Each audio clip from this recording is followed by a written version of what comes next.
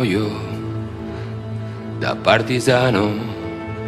Oh bella ciao, bella ciao, bella ciao, ciao, ciao. E se io muoio da partigiano, tu mi devi seppellire. E seppellire lassù in montagna. Bella ciao, bella ciao, bella ciao, ciao, ciao. E seppellire lassù in montagna sotto l'ombra di un bel fiore. E le genti passeranno. Oh bella ciao, bella ciao, bella ciao, ciao, ciao. E le genti che passeranno. Jean-Luc, retraité depuis 1 an et demi, infirmier libéral. Avant, j'étais infirmier donc en maison de retraite, en hôpital gériatrique. J'ai fait toute ma carrière en gériatrie. Je suis marié sans enfant et j'habite donc à Saint-Jean. Et ici, on est à la chapelle de Saint-Yvie. C'est un endroit que je fréquente régulièrement, voire tous les jours, pour promener le chien. Et il me semble qu'il y a des ondes très positives qui sortent de cette chapelle. Déjà, je ne suis pas breton. Je suis originaire du nord de la France, du Pas-de-Calais, de Calais même, la ville des bourgeois. Je suis ensuite monté à Paris. J'ai travaillé à l'assistance publique en tant qu'agent hospitalier. Et ensuite, j'ai monté les échelons dans le grade des soins, c'est-à-dire que j'ai été agent hospitalier, aide-soignant, fonction que je n'ai jamais exercée parce que j'ai passé en même temps les concours d'entrée à l'école d'infirmier. J'ai réussi mon concours d'entrée à l'école d'infirmier, donc je suis rentré à l'école à Cochin, l'hôpital Cochin, toujours en région parisienne. Et au bout de 10 ans d'assistance publique, je suis venu en Bretagne. Je me suis retrouvé à la maison de retraite de Plonéour par le plus grand des hasards. Et ensuite, j'ai quitté les institutions pour être infirmier libéral. Voilà, j'ai racheté une clientèle à une infirmière qui partait à la retraite et je me suis installé sur le secteur de l'Octudie. Et ça pendant une vingtaine d'années, jusqu'à octobre l'année dernière. Et maintenant, je vis une retraite bien peinarde. Je suis le maître de la maison, madame travaille encore, moi je fais le jardinage, le repassage, tout ce qui est entretien de la maison. Mais bon, ça ne me gêne pas du tout. Voilà. Sur le plan politique, je suis plutôt à droite. Au grand questionnement de certains de mes amis par rapport aux gilets jaunes, je parle. Ils ne comprennent pas bien justement en étant de droite pourquoi je suis avec les gilets jaunes. Ça a interrogé pas mal de personnes. Je leur ai répondu que je ne voyais pas pourquoi. De toute façon, la situation était telle que quand on voit comment ça se passe en ce moment, et c'est encore pire à mon avis, surtout à droite, je ne voyais pas pourquoi je n'aurais pas pu être gilet jaune. Voilà.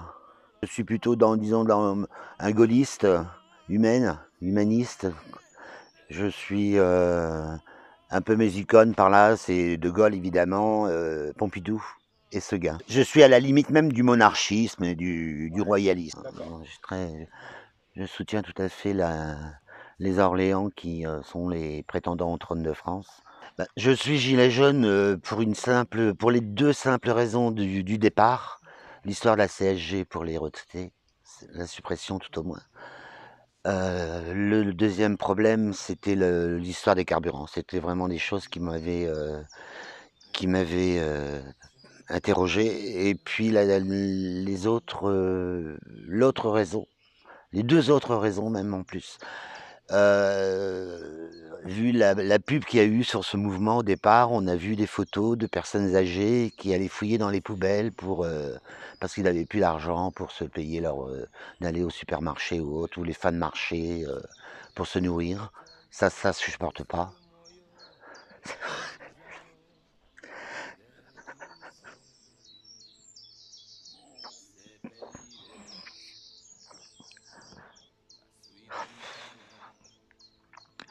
J'ai toujours travaillé en gériatrie et j'ai toujours eu vachement de respect pour les anciens, pour les vieux.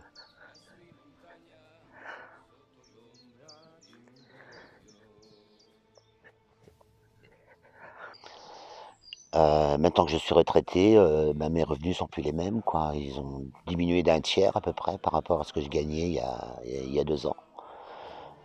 Euh, voilà, donc j'ai toujours été considéré comme être pompé aussi, le leitmotiv qu'on entend actuellement, quoi. Maintenant, je ne suis plus dans la classe moyenne. On est déclassé, comme on dit. Bah, jouer un rôle. Bon, c'est vrai qu'en réunion, je parle assez peu, j'écoute. Ça m'arrive quand même de réagir, mais c'est vrai rarement. Je me sens bien au rond-point de Kermaria, avec le groupe qu'il y a régulièrement le samedi matin. Ça va rencontrer des gens que je pense n'avoir jamais eu la possibilité ou que je n'aurais jamais eu la possibilité de les rencontrer. Des gens de gauche, des anards, ça je trouve ça, bien que n'étant pas du tout de cette, comment dirais-je, de ce côté entre guillemets, je trouve pas le mot là. Euh, je trouve que c'est assez intéressant d'avoir, c'est même pas assez, c'est très intéressant de les avoir rencontrés. Et ça, je pense sans les gilets jaunes, je les aurais jamais rencontrés. Bah déjà pour moi, c'est pas le président de la République, c'est pour moi maintenant c'est Manu, tout court. Quand je parle de lui, c'est Manu. Justement, de la façon dont il nous a traités, pas spécialement les gilets jaunes, mais je crois que c'est l'ensemble des Français qui ont été traités comme ça.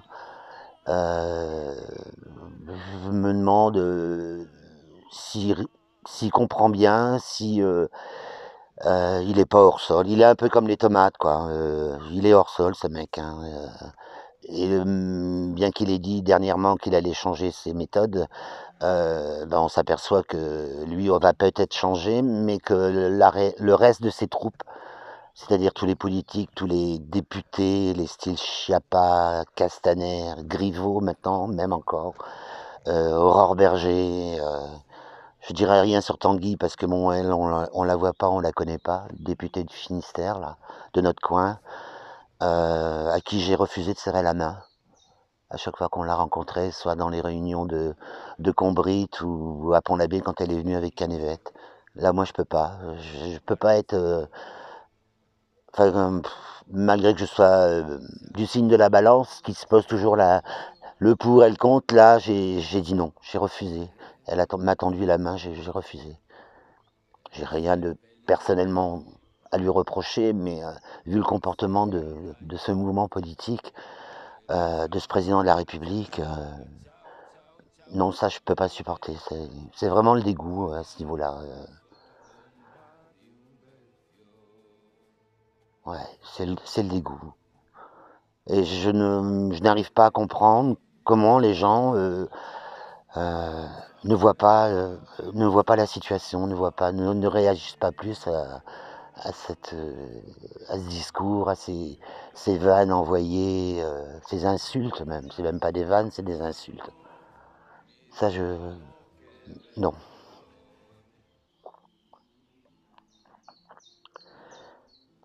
C'est irrespectueux, et ils sont tous comme ça. À mon avis, il n'y en a pas un pour relever l'autre. Là. Le gendre, on n'est pas suffisamment intelligent pour comprendre les mesures. Ça, c'est une des choses aussi que j'ai pas supporté. Moi, je pense déjà Castaner. Ça, c'est un cas, ce mec là. Mais la répression, moi, je l'ai pas compris. Et des fois, je la comprends toujours d'ailleurs. Je l'ai pas compris dans la mesure, bon, il y avait ces casseurs, qu'on appelle casseurs, ces black blocs. Euh, je pense que c'était une certaine stratégie pour les laisser faire et pour casser le mouvement. Je pense que les épisodes que l'on a pu voir soit sur internet ou même dans les chaînes d'information générales ou continues, il y a certaines séquences qui sont vraiment insupportables. Et pourtant mon père, c'est ce que je dis, une espèce de haine du flic qui s'est installée. Moi, quand mon père était sergent de ville, agent de police, il pouvait traverser la ville de Calais à bicyclette et en uniforme, avec sa cape et son bâton blanc, sans problème. Et là maintenant, je pense que c'est fini sans là. Il n'y a plus de respect par rapport à l'ordre, mais je crois que le comportement des forces de l'ordre entraîne ce genre de choses. Alors qu'on entend parfois certains syndicats de police dire que bon ils suivent les ordres, ils sont pas tout à fait d'accord avec les méthodes employées, mais ils réagissent pas, ils les font quand même. Je pense que là il y a un problème aussi, et c'est un problème humain. Voilà.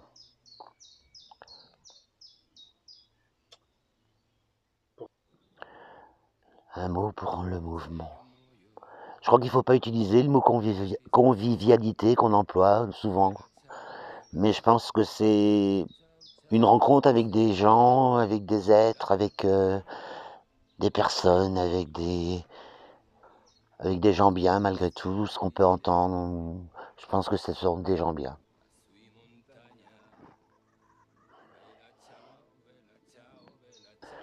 Et je pense qu'il faut pas, comme on dit, il faut pas lâcher. Mon vieux Pato, toi qui es qu'une bête, t'es bien meilleur que certaines gens. T'as pas de dessous de malice en tête, quand tu veux mordre, on voit tes dents. Tandis que les hommes, bêtes à deux pattes, sous des sourires cachant leurs crocs, à l'instant même où ça vous flatte, ça vous mangerait cœur et boyau. Personne, nous deux Pato, n'a pu nous humilier. Moi je n'ai jamais eu de maître, et toi, t'as pas de collier. Un jour, comme il sortait du bureau de bienfaisance, il salua monsieur le maire qui dit « Bonjour Buteau ». « Tiens, c'est à toi ce chien-là ?» « Oui, dit le vieux sans méfiance. « Une brave bête presque aussi vieille que moi, n'est-ce pas Pato ?»« Je comprends, répondit le maire, c'est un ancien complice. On s'aime pardi, seulement Buteau, moi je te préviens. Entre tes secours et ton cabot, faut que tu choisisses. L'argent des indigents n'est pas fait pour les chiens. » La fois où j'ai voté à gauche, c'est en 81 pour Mitterrand. Ouais. Voilà. Ouais. Mais bon, Maintenant, avec regret maintenant, mais...